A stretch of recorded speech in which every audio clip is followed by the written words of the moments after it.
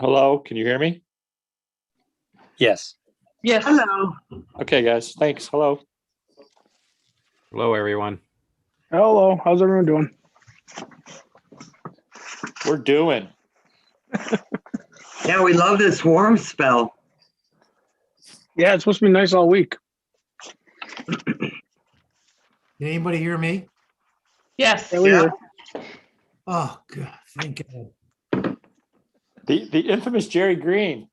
You know, I got nervous because I heard you guys all talking and I couldn't hear. I don't know. You're good. Awesome. We'll get started in about 2 minutes. Okay. Stace, how come I'm showing up as administrator? You got promoted. Yeah. I guess so. We just renamed you that.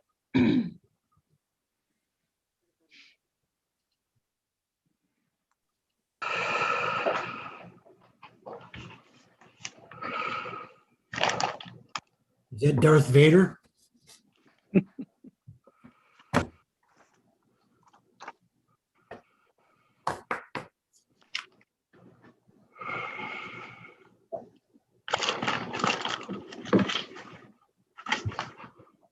Hey, Mike. Yeah, we got 3 of them now, Jerry. Yeah. Yeah. Four including the students. Mike, Everybody can hear me? Yes, Mike, we can hear you. Thank you. Awesome. are you going to make a recommendation on the board of directors candidate? What was that? Do you have a recommendation on the board of directors candidate? He's talking to Mike Schulte. Oh, okay. I still was confused with which Mike you were talking to. I'm sorry. Actually, I don't have any real record. I don't really Okay. know one way or the other, to be honest. Okay, that's fine. Talk.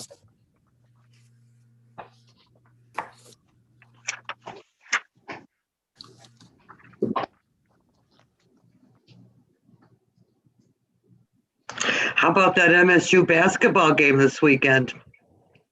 I got a few more gray hairs, that's for sure. Oh, I just love Izzo. Yeah, you know what? He might pull it out. You never know.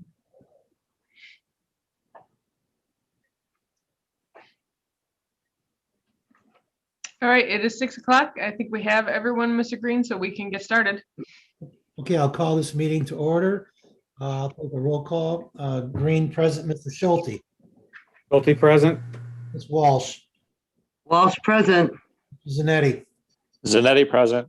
Mr. Fitzpatrick, Fitzpatrick present. Mr. Hiller, Hiller present. Mr. Garcia. Garcia present. We establish a quorum. We'll do the Pledge of Allegiance. Who wants to go ahead and lead it? I'll lead it. Thank you.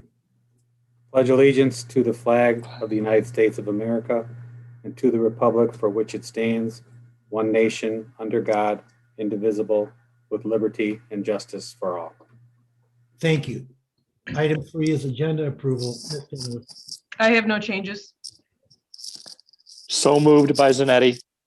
Support by Walsh. Motion by Zanetti, support by Walsh. Mr. Zanetti, Zanetti, yes. Ms. Walsh, Walsh, yes.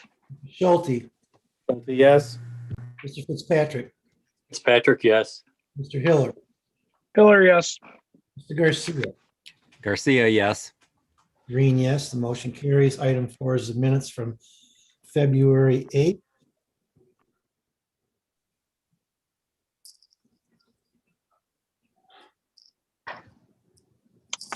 Entertain a motion. Fitzpatrick.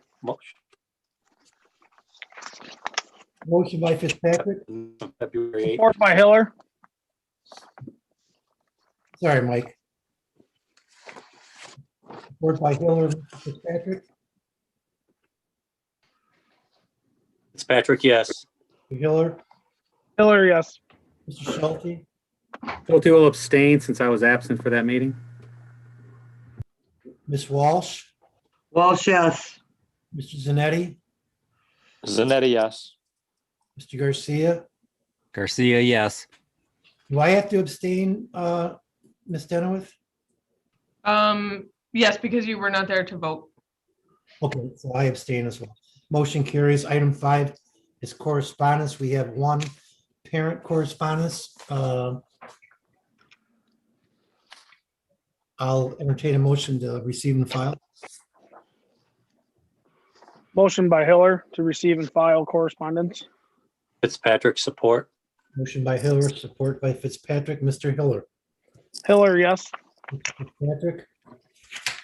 Fitzpatrick, yes. Mr. Schulte. Schulte, yes. Ms. Walsh. Walsh, yes. Mr. Zanetti. Zanetti, yes. Mr. Garcia. Garcia, yes. Green, yes. Motion carries. Items. Ms. Cassidy. Yes, thank you. Tonight you have in front of you the January 2021 Treasurers Report. Start by taking a look at the general fund where we had local revenue of $242,586 during the month of January. The bulk of that, just over $234,000, was local tax collection sent over from the city of Warren. An additional $7,000 in adult education, tuitions and fees, and then the balance is made up of interest earnings. State revenue of $2,687,982. Again, the majority of that will be our state aid payment for the month of January, but we also received a payment for our Section 107 adult ed reimbursement, as well as our Great Start Readiness Program, preschool program reimbursement. On the federal revenue, $103,785. We received reimbursement for our federal IDEA grant, as well as a payment from MAISA, which was part of the Federal Device Rebate Purchase Program of just over $34,000. The incoming transfer of $57,288 is our payment from the MISD for the regional enhancement millage, totaling revenues for the month of January of $3,091,641. During the month of January in the general fund, we had disbursements of $2,671,926. And down at the bottom, our year-to-date totals.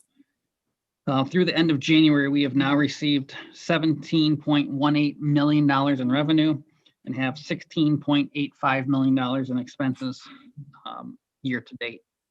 The food service fund continues to see a decrease in what we would typically view as our normal food service revenue. We only had $3,084 in local revenue for the month of January, that being made up of a la carte sales and earnings on investments, $9,730 state aid payment, and then our total free and reduced claims reimbursement for the month of January for the food service fund was $107,241.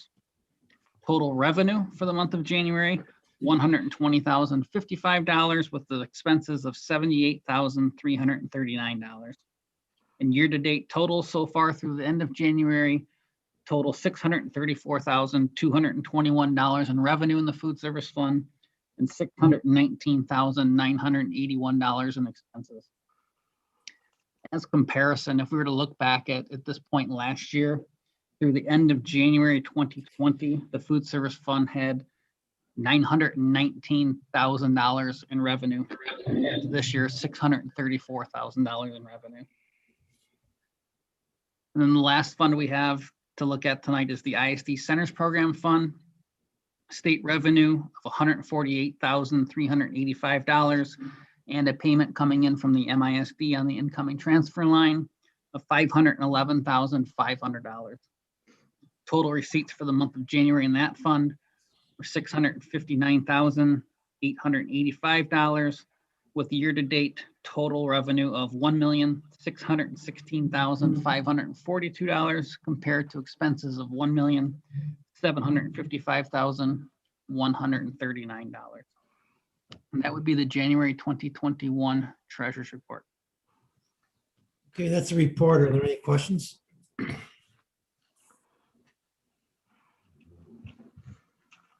Okay, hearing none, we'll move on to item 7, payment of the bills. Yes, this is Walsh, and tonight we have one bill to pay, and that is 2018 bond $1,636. Motion by Walsh, Support by Fitzpatrick. support by Mr. Fitzpatrick. Ms. Walsh? Walsh, yes. Oh, I'm sorry, were there any questions on the bills? Okay, Walsh, yes. Mr. Fitzpatrick? Fitzpatrick, yes. Mr. Schulte? Schulte, yes. Mr. Zanetti? Zanetti, yes. Mr. Hiller? Hiller, yes. Mr. Garcia? Garcia, yes. Green, yes. The motion carries. Item 8 is old business. There is none. Item 9 is new business reports. Our first report, it's CTE month. We all had some backup information in our board package about the recognition. Ms. Denowitz. Yes, I'm pleased to turn it over this evening to our CTE director for the Southwest Macomb Technical Education Consortium, Stephen Kay, who has joining him this evening are Warren Woods Tower teacher Tom Dembinski, who teaches computer science and math at Warren Woods Tower. And then we also have a student from Mr. Dembinski's program, Michael Pop. So I'm going to turn it over to Mr. Kay to get us started. Great, thank you. I'm Steve Kay. I'm the CTE director for the Southwest Macomb Technical Education Consortium. I'd like to thank Superintendent Denowith and the Board of Education for allowing me to present this evening, and also for your ongoing support with all the CTE programs in SEMTech. Every February, we acknowledge the many students and teachers who are involved in career and technical education. There are over 14 million students nationwide. CTE programs provide instruction that is hands-on and engaging, as well as rigorous and relevant. Every year during this month, we recognize the efforts and accomplishments of the many students who are pursuing their ambitions through CTE pathways and the instructors guiding these students to success. In addition to this evening, we are celebrating outstanding CTE students by recognizing them weekly in their CTE classes and giving them an opportunity to win a Kindle Fire. High school students with more exposure to CTE are more likely to graduate, enroll in a college or university, and attain employment and earn higher wages. Employers overwhelmingly say that the most valuable skills are soft or employability skills such as professionalism, teamwork, and written and oral communication. The blend of technical, academic, and employability skills that Warren Woods CTE programs provide prepare our students for fast-growing, high-earning jobs or for advanced post-secondary education. Last year, Warren Woods achieved CTE state approval for our AP Computer Science and Computer Programming with the Office of Career and Technical Education. I would personally like to thank Mr. Dembinski and Mr. Hustick for their help in getting this accomplishment. The pandemic has forced us to change our instructional delivery of our programs, learn new skills, integrate new technologies, and adapt. The AP Computer Science and Computer Programming classes, led by instructor Tom Dembinski, have made these changes to adapt to all these new realities. In fact, Mr. Dembinski and his state certified programs were recently highlighted in the Macomb Daily on January 7th, as you see on the screen now. At this point, I would like to introduce Mr. Dembinski, AP Computer Science and Computer Programming instructor, who will showcase our CTE computer programming programs here tonight. Mr. Dembinski. Thanks, Stephen and the board, for this opportunity to talk to you about what we are doing in our computer science curriculum over at the high school. We currently teach computer programming, web design, and AP computer science principles. With Stephen's help, we have certified our programs with the Office of Career and Technical Education and can offer these to Warren Woods students as well as students in the SEMTech Consortium. With that, we're able to secure CTE funding in which we purchase software and new laptops. In addition, we have established an advisory board of industry professionals to help us with field trips, job shadowing, and project-based learning activities. We currently have two former WWT graduates, Jeff Cannell and Anna McNeely, as part of our advisory board. They are both working as computer programmers in the industry. I want to introduce one of our computer programming students, Michael Pop, who will talk about his experiences so far in computer programming. Thank you, Mr. Dembensky. Good evening, everyone. My name is Michael Popp. I am a senior at Warren Woods Tower High School, and I thank you all for inviting me to this meeting. Mr. Dembensky asked me to come and talk about my experience with computer programming and what I have planned for my future education and application in the field. I currently do not have one set field I would like to get into. However, I'm interested in software engineering for companies such as Microsoft or Apple. I'm also interested in cybersecurity and how I can bring more reliability to users through protecting data and other sensitive information. I'm starting to also look into game design and how safety can bring more enjoyable entertainment to customers. Through CTE funding, I was able to join Inspirit AI, where I am learning how to implement artificial intelligence into different careers. The current project I've been selected for is object detection in motor vehicles. I'll be starting this project this week and I can hardly wait. In addition to Inspirit, I've been attending classes by Extreme Academy, where I will receive upon completion an industry-recognized cloud networking certificate, where I can apply to future careers. And finally, I'm joining a program in the near future called Coursera, where I will be learning Python from the University of Michigan. I want to thank Mr. K, Mr. Dembensky, and the CTE board for all the opportunities I've been given over the past semester. And now I'll hand it back to Mr. Dembensky. Thanks, Michael. Interesting point is that Michael has been a virtual student all year. So these computer programming classes have been the least affected by the pandemic. And with that, I'll turn it back over to Stephen, and thank you for your time and listening about our program. Yeah, and again, thank you both. I think that the computer programming courses we offer, we've got well over 100 students, and we're opening this up to the consortium now.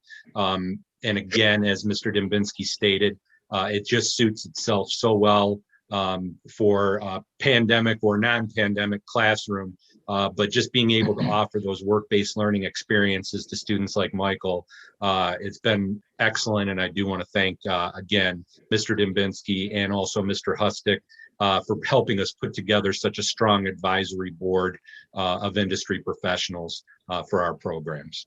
If there's any questions for any of us at this point for the board or anyone else. Are there any questions? This is Mr. Zanetti. I do have a few comments just to share.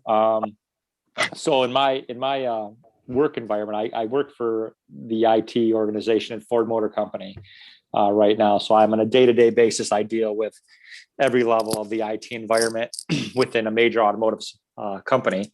And I can tell you the need for technical expertise is greater than ever.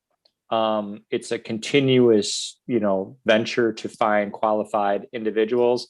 So this is a great program for our district. I think this is something that we really, really need to get the students engaged in at an early point in their academic lives at the high school, because this can lead to significant life-changing events for some of these individuals as they learn and move on to their post-high school education. I can give you an example of a close family friend who is graduating this spring from Arizona State. She has a background in computer science, computer programming. She already has an offer from Microsoft to go work in their headquarters, and she is going to make a lot of money. I'm talking more money than I've ever seen somebody get for their first job out of college. So when you talk to these students, the reality is they can do exceptionally well in their lives if they really put their mind to it, because the need is greater and it continues to grow every day. So I'm very excited for this program, that we have this opportunity for our students, both at Tower and the consortium, because I think this is awesome. So just wanted to share those comments with you. Great. Appreciate those comments. Thank you. Thank you, Mr. Zanetti. And thank you guys for taking time to report to the board. Michael, are you still here? Yeah. You did a great job. Great Thank you. presentation. Well spoken, very mature. Sounded great. Appreciate it. Thank you very much. I appreciate the background of your San Francisco background. Seems apropos to your career. I noticed that as well. Okay, thank you so much for that report. Appreciate it. Thank you. Thank you, everybody. Our next item is our student reps, Ms. Denowith. Yes, piggybacking a bit on the CTE month, we do have obviously our student rep, Kara Saunders here with us this evening. But just a reminder that Kara was our CTE honorary student senior for Warren Woods Tower High School based on her work with the marketing program. And I shared with you the video highlighting Kara and her all the wonderful things that she has done for our marketing program. So I just wanted to congratulate her again on being our outstanding senior for CTE. And I'll turn it over to Kara. Thank you. I also just got my awards and everything from Mrs. Gaddis the other day, so that was super exciting. Yes. Once again, there's really not anything big going on at Tower, but some just athletic events. There's a basketball game today, and then one tomorrow, bowling, wrestling, all the fun winter sports. Also, National Honor Society is having a candy sale during lunch, and they're donating the money to a homeless shelter, I believe, but I'm not sure what one. And then also the seniors are preparing for we sent out a survey today of all of our class mottos they can choose from, class songs, class flower, and our class colors for our senior packages, which is super exciting, but super sad. For sure. Yeah. That's all I have tonight. Do you guys have any questions for me about how in-person learning is going, all that fun stuff? Anybody? Okay, thank you very much. We appreciate it. You're welcome. I know that today at our administrator meeting, Mr. Fredland mentioned, we had our first wrestling meet at home over the weekend, and how nice it was just for those kids to be there and to be doing something, almost normal for a change. So I know that they're happy to be back on the court and on the mat, and at least having some sort of normalcy to their year. So. Absolutely. I totally agree. So do I. Okay, thank you very much. Our next report is our student achievement progress towards goals. Ms. Denowith. Yes, according to our COVID-19 extended learning plan, we have to update the public on our progress towards our goals. We did this via our website, but I've asked Kara Beal to take over the presentation tonight and just give us a quick update on where our students are as of their winter testing. Thank you. Good evening, everyone. Thanks for lending me some time tonight. I'm going to share my screen. If someone could just let me know when you guys can see it. You're good. See it. Yeah. So I'll try to be brief. There is a ton of data, but I'm going to try to break it down as quickly as possible. Tonight, I have 4 goals. One is just to kind of go over why, amidst all this that's going on with the pandemic, did we decide to test, and why NWEA? What should we expect when we didn't expect pandemic learning? So what results were predicted, and how did we compare to that? And lastly, what now? So now that we have this information, what are we doing with it? How are teams using it? So those are the 4 goals that I hope to cover with you tonight. Really, the moving forward with NWA was a twofold decision. One, we needed to know where our kids were, so we knew what we needed to provide them in terms of support and instruction. The second is it was required within Michigan's Return to Learn plan. They had asked that we test all K-8 students with a benchmark assessment in fall, winter, and spring. They had asked that the fall one be administered within 9 weeks of the start of school. So you'll notice we started very early. We provided the opportunity at our elementaries for some of our virtual kids to come on site and test as well, because the elementary at that time, we did not do remote testing. The middle school did do it successfully in the fall. And then we just recently completed winter NWA testing. I'll get to a bit more into this, but we were required to finish that, or at least provide an update by February 1st, which we've done. And then our spring is tentatively scheduled for the end of April through May. So they had asked that we test our kids in both reading and math. When considering which benchmark assessment to use, the state had asked that it be aligned to state standards, it provide information to us on student achievement and instant feedback for students and teachers to be used, and that it be nationally normed. They preferred that it be a test that we had administered before. So fortunately for us, NWA was one of those options. And as you guys know, we've been administering it for quite some time. So that is what we elected to do for K-8.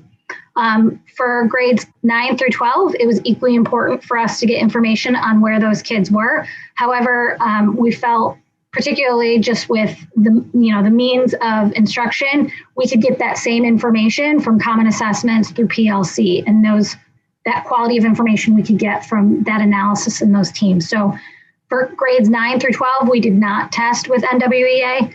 We tested K-8. And before I get too much further, I do want to thank a bunch of people. First and foremost, our students and parents. Like I said, we've been administering NWA for quite some time, but this presented challenges we hadn't dealt with before, with remote testing, remote support, and things of that nature. So I just really want to say thank you, because it required a lot of patience from a lot of folks. And our teachers and our administrators, just the coordinating and scheduling and hands-on, answering parents' calls and questions. So I just really want to thank everyone for the team effort. Elementary, again, was used to administering both fall, winter, and spring. The middle school historically had only really used the winter NWA testing for intervention progress monitoring purposes. So that was a new thing for them, or a new challenge. So again, it just required flexible thinking, coordinating schedules, and just a team effort. I won't go too much into this, but I did want to share this. So back in April of 2020, NWA took a look at the effects or potential effects of COVID-19 on learning, and the closest comparison that they could make was a typical summer learning loss. So they took those projections on what they've known from years of summer learning loss, how COVID-19 was similar to that, and what effects we may see, given we had students, we had remote instruction starting in March. So again, these are probably very hard to read. They're small print, but you'll notice the typical growth summer loss, which is that straight line on both graphs. And then the dotted lines represent COVID slowdown and COVID slide. So in all of those, although it's hard to see, you can see clearly, the regression of student growth after March. So this is what they had predicted. And honestly, seeing this, it's really disheartening. It's really saddening to see. And so going into this fall, I think everyone, including myself, we're all kind of walking on eggshells on what was going to happen with testing here in Warren Woods. So NWA also did an updated study back in November of this year. And it was after most of the country had finished fall testing, and it included 4.4 million kids across the country. And the intent was to say, okay, now we made these predictions. Did it actually come to fruition across the country? How did it compare? So they had 3 goals with that study. They wanted to know how this past fall during a pandemic compared to a quote unquote typical year. And then what has been the growth since March of 2020? And lastly, did it match what they had predicted? So they also took into consideration that this test was delivered both remotely and in person, which for most of the country, that was new, that had never been applied. And a lot of people were questioning, even before the test was administered, the quality of the data. It's a pandemic. So in addition to just the stress of that, there were increased distraction potentially from being at home. You had unfamiliar virtual meeting software that had to be coordinated in addition to the test. There was potential technology and connectivity challenges. So from the get-go, there were all these kind of unknowns that NWA wanted to see how it affected testing. when they administered the test, they found that the results of the test were consistent to previous years in terms of the reliability, but there was some qualitative difference in the K2 students. And in the report, which I can provide if you're interested in reading more, basically they suggested that particularly for those students that were at home, perhaps they had more parent support than they typically would have. Parents just well-meaning, attempted to aid by potentially impacting the validity of the test. And so some of those results, when they looked across, those tended to be more inflated than what they had seen historically. So again, I know this is a lot to take in, but what I really want you to take away from looking at this chart, this is for reading.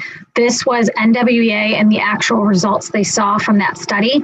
And for the most part, the achievement and change from winter to fall and RIT scores for grades 3 through 8, they pretty much mirror each other. If you'll notice these, the charts pretty much overlap. The pink is the winter pre-pandemic to fall, and then the tealish color is this past winter, which right when we went out to this. What color was that? Tealish. I don't know. Green. We'll go with green. Okay. So this is reading. And I think what I appreciate about this is it's pretty clear to see that there wasn't, they're suggesting there wasn't a bunch of change in reading pre-pandemic to the effects of COVID-19. In contrast, with math, you'll notice a larger difference. So the salmon color, the pinkish color, you'll notice the achievement tended to be higher, and the scores weren't as distributed as you see with the greenish color, which was again during the pandemic.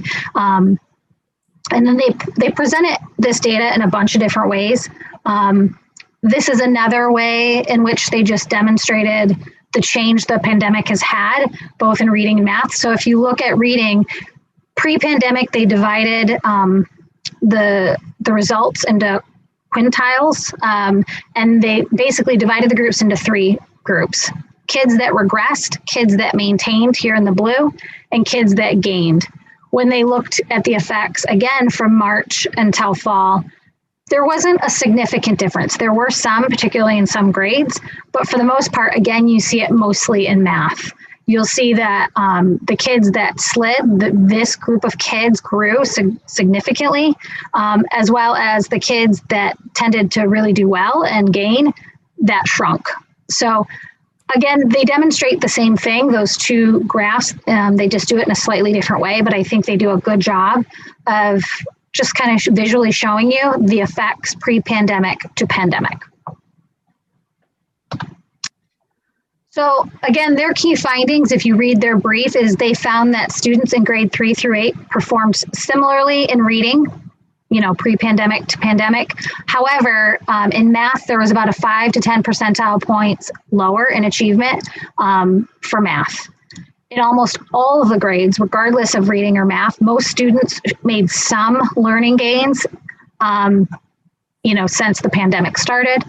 They were beginning to see some differences by racial or ethnic groups.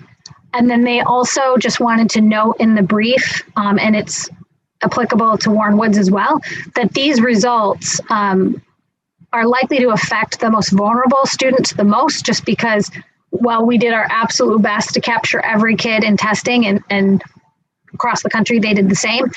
Because of connectivity or other issues, there may have been some students that weren't able to test or just didn't engage in the test.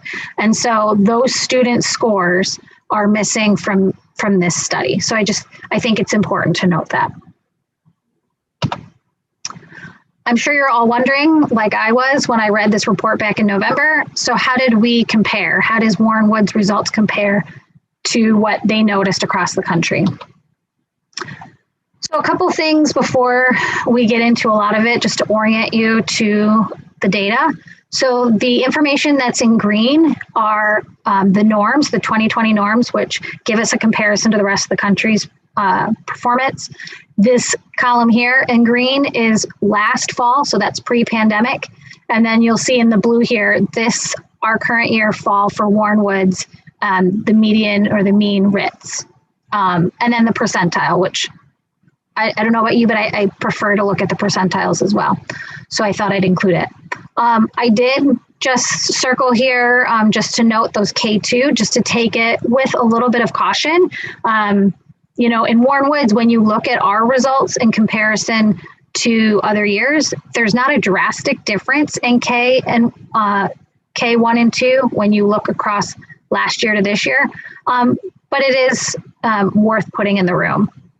I also added these arrows here because I know often when I am able to present with you guys and share this information, some of you may be wondering, well, how does a cohort perform? So a kindergartner to a first grade or first grade to second grade. So those arrows are just to suggest that this student, this kindergarten class, last fall pre-pandemic was at a 139, and then this fall at a 156. So you can go down the line and you could look at that information. It's not necessarily the exact same kids, but it does give you an idea of a grade level cohort.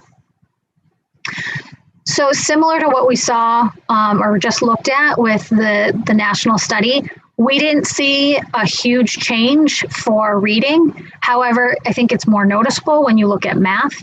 And I think, you know, even when we look at the winter scores in a minute, I think it speaks to perhaps parents' comfort level with supporting math at home, the fact that math is sequential. And so it just kind of builds and builds and builds, and that gap kind of grows if they don't understand those foundational skills. And so we tended to see, as you progress through the grade levels, the gap widening. Any questions about the data in this chart? Hey, Kara, it's Mr. Zanetti.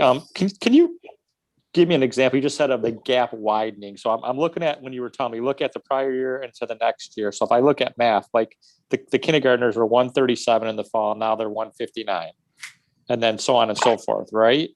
Yep. So I was meaning more just as you get through the grade levels of different students. So for instance, you know, the fourth grade, you know, totally different kids, totally different cohorts of kids. But the gap of foundation, like their achievement just continues to decrease. And I'll show you, I'll show you in a future slide, Mr. Zanetti, like it may become more clear. Okay, thank you. So Ms. Denowith had mentioned there were other requirements as part of this legislation. We were required to not only do the test, but update the public and be very transparent in our results. And so if you were to visit our website under the transparency page, you will see the February 1st report. We elected within the district to extend the window past February 1st. Because if you guys remember in the calendar, that was right around the time that we were having the semester change. And so it was just very chaotic, particularly for the elementary. You know, they're not used to a bunch of changes like we had experienced this year. And so they had elected to hold off until really the second semester started and those kiddos were with the new teacher perhaps, and then that teacher could test them. They also administered the NWA remote for the first time for a lot of families.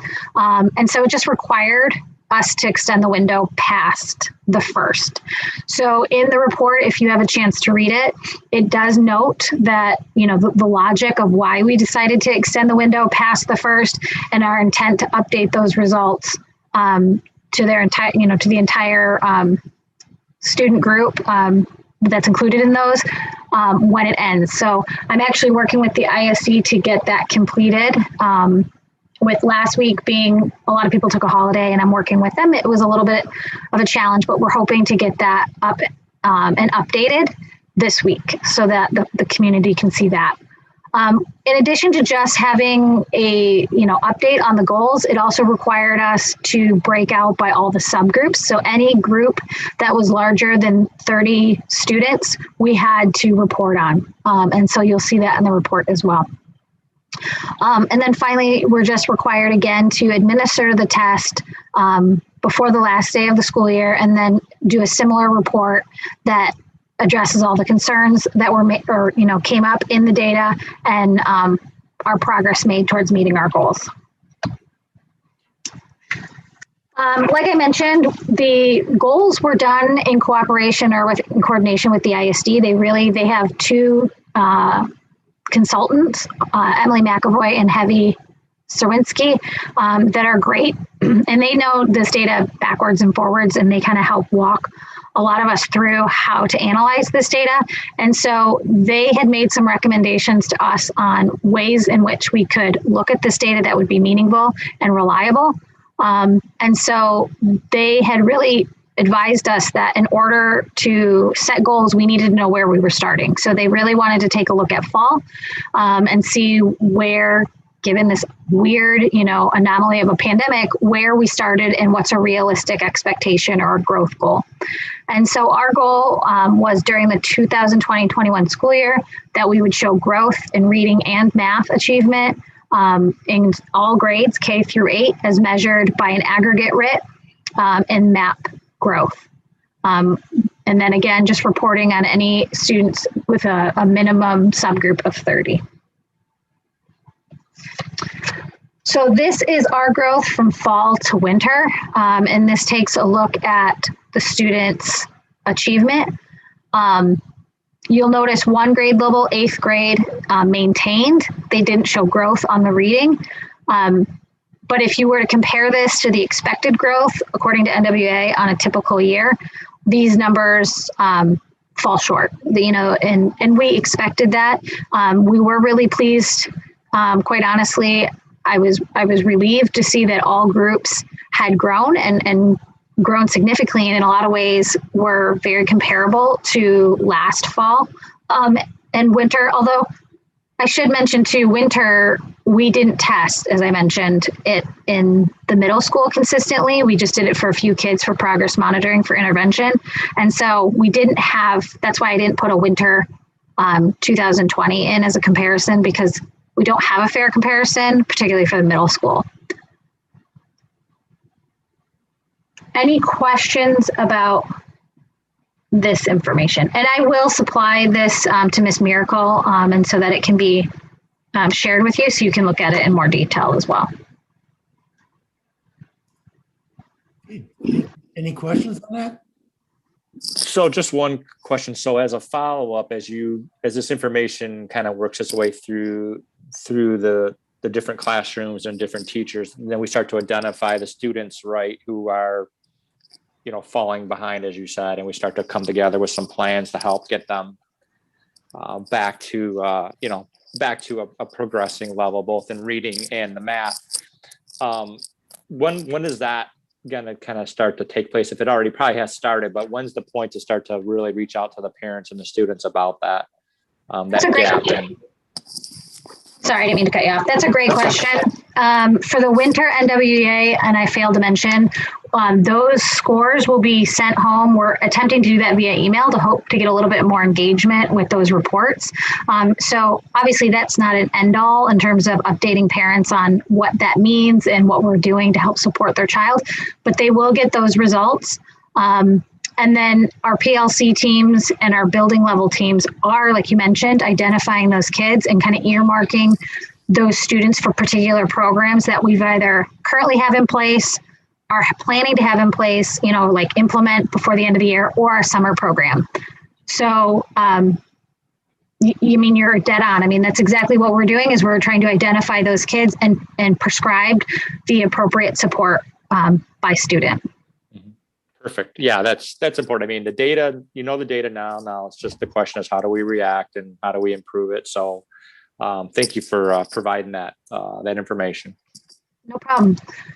So I kind of mentioned this, we were happy to see that the aggregate for all K-8, both reading and math grew. We did, upon further analysis, notice that with some subgroups, they did grow, but they may not have grown at the same rate of growth as, our top performing groups, so they were falling behind. And so particularly for reading, our students with disabilities our EL students, our English learners, our African American, multiracial, and Asian students.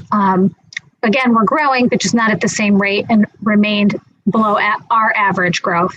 And then for math, again, students with disabilities, the limited English proficient African American students, those were some subgroups that we know as we do school improvement planning, as we do PLCs, are groups that we need to pay extra attention to and make sure that we're paying not only attention, but some extra support for those groups. And then we, just like Mr. Zanetti had mentioned, we recognize the need for accelerated achievement. I'm very proud of some of the resources that we've been able to acquire before the year started and throughout the year, particularly those that give kids greater access to text. So at the elementary, we have Kids RAS Kits, which is a digital subscription that parents and families can use both in school and at home. We recently acquired Kids Read Now Book Bridge program, which is for all K3 students. They'll get actually 6 books, 7 with a journal. They'll get them mailed to their home, which you guys know kids love getting mail. And so they can build their home libraries. And then we have invested in Literacy Footprints digital subscription. Again, another online platform that kids can access books at their level. It also allows us to keep one-on-one and small group support possible because they can, through virtual instruction, they can share a book, they can share a screen. So I'm very proud of that. And then just access to support. We have Dreambox, which is a new supplemental tool for math for us for K-5. Again, additional support of instruction at home. And then I'm very proud of our providers. You know, we have our interventionists and literacy coaches and reading recovery professionals. They have continued, whether a kid is in person or virtual, providing that support. And it's required a lot of flexibility and creativity. And they've done that, and they were adamant about doing it starting last spring when everything happened. So very proud of that. We have some other programs that are running or we're aiming to build before and after school through grant funds to keep those small group and one-on-one supports going. Because that was one of the things that came through in the survey from parents, is that they really appreciated the opportunity for small group and one-on-one support. So we're trying to honor that. And then lastly, I think this speaks a little bit to what we were just discussing, in that this is like the 10,000 foot view of the data. And for some, you know, for us, we look at these numbers all the time, but for others, if you're not, it's just a number, right? So we need to get into what is the meaning of that number and what are the particular skills that a student needs to acquire in order to move the needle, you know, and achieve more. And so I wanted to just briefly put in here, I'm not going to go into much depth, but there are 3 reports in particular. All teachers have access to these reports. This one happens to be the Quadrant Chart. And I included this one because I'm a very visual person, and I think this one is really easy to digest for teachers. This is not a live report, but you'll notice students' names here. These are all hyperlinked and they're all live. So if a teacher were to pull up this report, not only can they see their students' results listed below, but they can literally just click on these names and they can, at a glance, kind of see those kids that maybe have low achievement and low growth, or high achievement and low growth, you know, and celebrate those kids that really grew and really excelled as well. So that's one of the reports. Another one that's commonly used is the class report. What I appreciate about this report that teachers have access to is they can actually look at the goals within the test. So, you know, they divide up the test into categories. So they can say, okay, maybe what's bringing their score down the most is informational text. And so what that student needs is skills within that area. So you really need to look at reports like this in order to really identify and prescribe appropriate supports. And then finally, this is the class breakdown by goal. This is another live report. All of these, if it were on the actual website, these would be hyperlinks. And so a teacher at a glance for their class can see all their kids on the continuum. They can either click on an individual student and see their individual report, or they can then take this information, go to a learning continuum, they call it, which is basically all the skills broken out by these ranges, and they can say, okay, what are my kids ready to learn next? What is this group? What have they already mastered and they still need to tackle? And so this is another very friendly user, for the user to actually make the results actionable. In terms of supports, we have several that we're either rolling out now or have been in place. The first one, I think Mrs. Denoweth has shared with the team, but is Engage Michigan partnership. We've earned 653 spots from that. And so that is going to really address those kids that may not have been engaged since we've started remote learning, or that are struggling. Maybe it's attendance issues, maybe it's other issues, but they're assigned a coach. And that coach, it can range from a daily intervention to, checking in periodically, but that's another partner with us to try to engage these families so that we can determine, let's get the attendance and the engagement on track, because then it makes our intervention efforts more meaningful and impactful if they're here to take part in them. So really excited about that. We have 35A, extended day, small group, and one-on-one. This is something that we've been doing since the beginning of the year. We do have additional spots for students and teachers available, but we just need more staff in order, to be willing to do that before after school. And so we've put out an all call again several times just to recruit more staff who are willing to do that. I am excited to share that I've had more recently, and I think that's because staff feel maybe more confident and comfortable since we've been doing this. They have their feet under them, and maybe they're more confident, and so they can take on something that maybe just seemed daunting back in the fall. So 35A, that's for literacy. We also have Title I math support. We're trying to leverage our AVMR training candidates, which AVMR is like the math recovery or the math equivalent to reading recovery. It's really intense support aimed at lower elementary students for math. We've had about a dozen folks that have gone through that robust training. So we're trying to recruit them so that they can do that small group or one-on-one support. Like I mentioned, we're continuing to offer reading recovery, both in person and virtual. We have K-5 spring break camp coming up. It is a short camp. It's only 3 days and it's a half day session each day. But just the opportunity to engage kids in learning opportunities even over the break. So we're excited about that. And then middle school continues to use their student advisory, the students that are identified during PLCs and content area teams. They can then, use that time to meet either one-on-one or with groups of students for that. And lastly, I am really proud of the teachers. We've had a ton of professional learning that's been going on, how to adapt to remote instruction, among a bunch of other stuff. The content PD continues as well as the instructional support. And so I just wanted to put a shout out. There is a transparency report on our page that just lists kind of a running record as of, it was like first semester of all the PD. And when you stand back and take a look at all that's been offered and the opportunities staff have taken advantage of, it's really remarkable. So just wanted to put that in the room.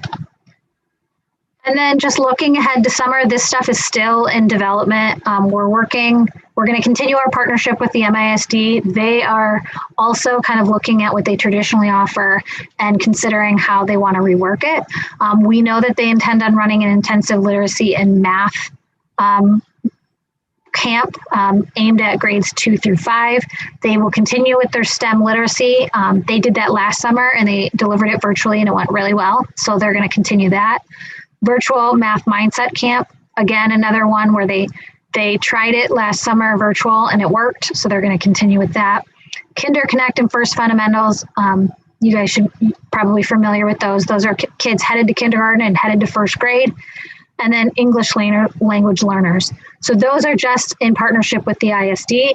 And then internally, we have a robust Title I summer support program that we've built with, I think, 14 staff members we're hoping to recruit to offer that throughout the summer. And then we have some 35A funds available looking at possibly offering a third round of reading recovery to capture even more of those struggling first grade students.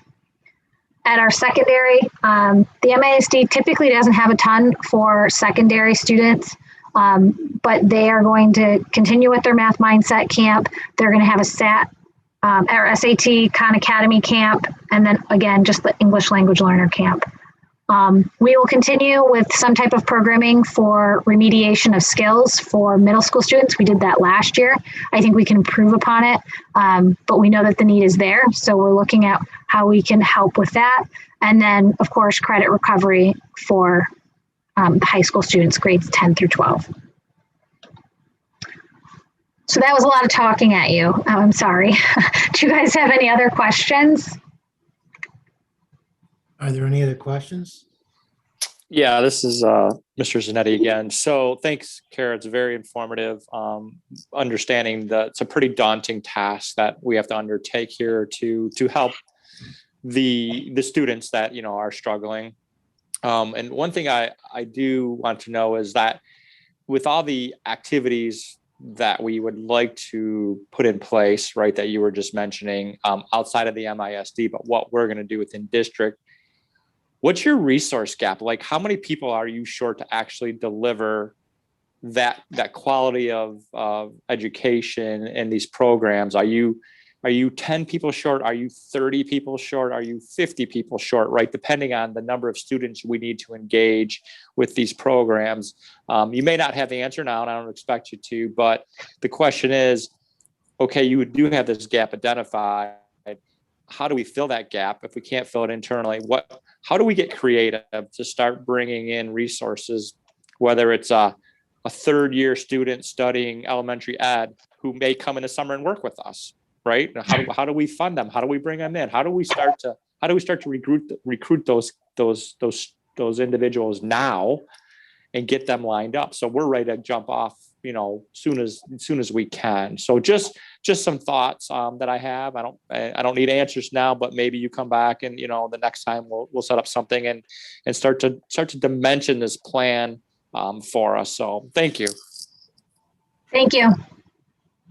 Yeah, I will piggyback just quickly on that, Mr. Zanetti. And one of the things we have been talking about, both Kara's group at the ISD and the superintendent's group, is that we are going to attempt to leverage our teacher cadet programs. So across the county, we have high school students even who are pursuing degrees in education, and they're getting some early certification before they head off to university to get their teaching certificate. So that's actually one of the questions in the survey that we're sending out to parents is if you have older high school students who are interested in being part of that teacher cadet program and how we could utilize them this summer as well. So that's something a little unique that we haven't tried before.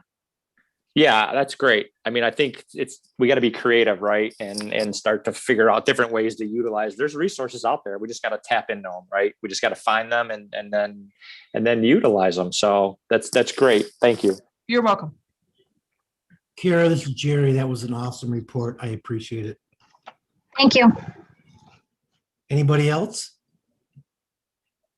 I just wanted to thank Kara too. I know she's put a lot of work into this. All the staff and administration has put a lot of work into what we've had to go through in the past year. So I wanted to thank her and the staff and the administration and the teachers as well. Thank you very much. Okay, we'll move on to our next item. Everybody set? Item 9B is the 2021 MASB Regional 8 Board of Directors election. I'm going to throw this to you, Ms. Denowith. Yes, you have in your packet it's the whole kind of Board of Directors elections 2021 candidates. And obviously we are Region 8 here in our section of the state, and they're asking for us to place a vote for someone to represent our region. So if you look at, we're selecting 1 3-year term for Region 8. In our experience here in Warren Woods, we have worked closely with Gina Walker from New Haven Community Schools. You may recognize her with her previous last name, Hendershot. She has been very involved at the county level with serving as an officer on the County School Board Association, in addition to her longevity as a board member. So that would be the one that I think we have the most, that we are most familiar with, and that I would recommend. And I believe Mr. Schulte has some comments as well. No, actually, thanks, Stacy. I agree 100%. And I did reach out to a couple of folks from the ISD board who are recommending Gina. So I will just make a motion that we support Gina Walker for Region 8 MASB board. Motion by Schulte, Support by Zanetti.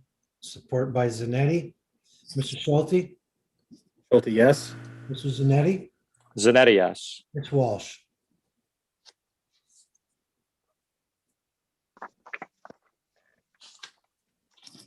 She's muted.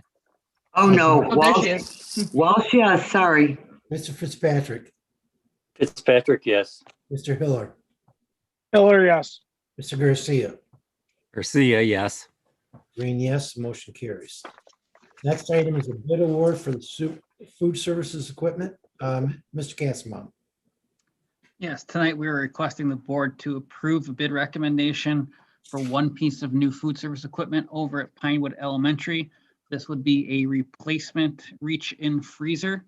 The current unit that we have over there is upwards of 15 years old, and we continue to have issues with it and don't feel that it is fiscally responsible to continue to pay to repair that unit, and it is time that we just go ahead and replace that unit. And we have a track record with these guys. Yes, we've used this company many times in the past. Fitzpatrick. Motion by Fitzpatrick. Or support, whoever said so moved. What did I miss? I think Ms. Walsh said so moved. I did. Motion by Walsh.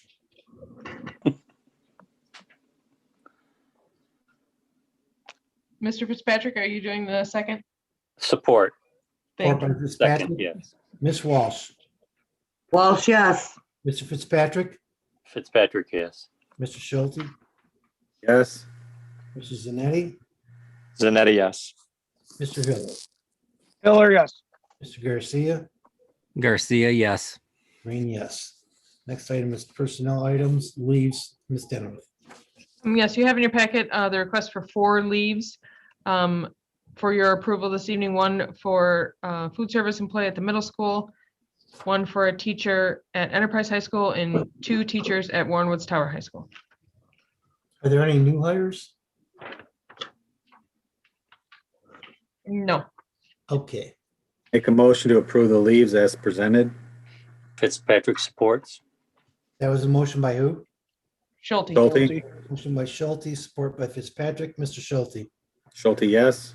Mr. Fitzpatrick, Fitzpatrick, yes. Ms. Walsh, Walsh, yes. Mr. Zanetti, Zanetti, yes. Mr. Hiller, Hiller, yes. Mr. Garcia. Garcia, yes. Green, yes, the motion carries. Item 11 is public expression. Ms. Denham. Yes, because we are streaming live to YouTube, we have a bit of a delay. So if you wish to participate in public expression, please call the number on the agenda, 646-558-8656, and enter the meeting ID 838-2474-6224 with a passcode 916161. And when you are admitted to the meeting, please mute your computer and listen to the meeting specifically over your phone so there's not an echo and a delay.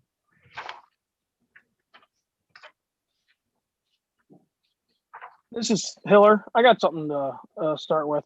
Yes. I wasn't able to unmute earlier when Mr. Dembinski and Mr. K were presenting and Mr. Pop.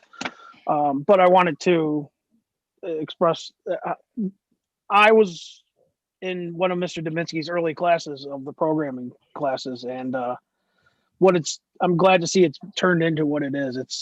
This is a very lucrative career, as Mr. Zanetti was saying as well. So I'm glad to see the kids are getting a lot of interest in it and utilizing what they've turned that program into. It's quite special. I agree, and I would echo that. Mr. Dominski obviously has, as an alumni, he's an alumni of Warren Woods, and has been teaching with us ever since he left college. And he is a math teacher, but he also holds that computer programming certificate.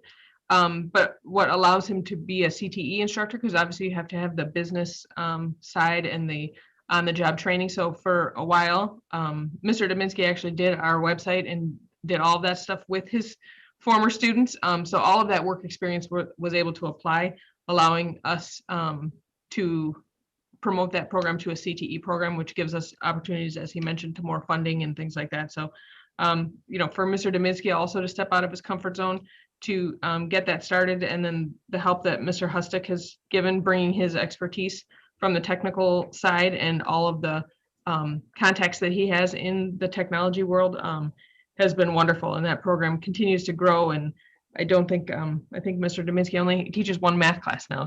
The majority of it is computer. So we really appreciate him being willing to take that leap.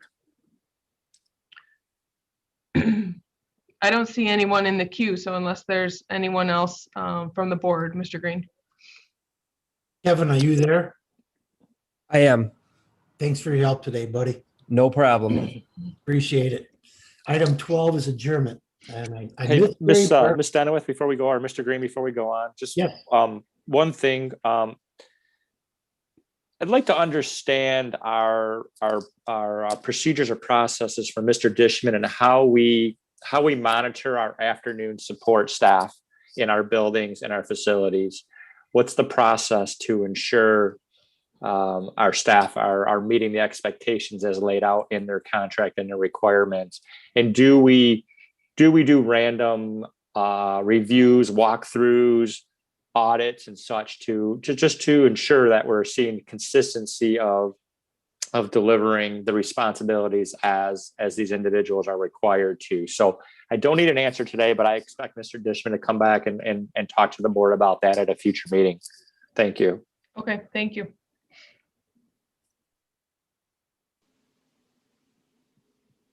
Anybody else? Okay, I'll entertain a motion to adjourn. This is Walsh. I make a motion, we adjourn tonight's meeting. Motion by Walsh, Fitzpatrick supports. support by Fitzpatrick. Ms. Walsh, Walsh, yes. Mr. Fitzpatrick, Fitzpatrick, yes. Mr. Schulte, Schulte, yes. Mrs. Zanetti, Zanetti, yes. Mr. Hiller, Hiller, yes. Mr. Garcia.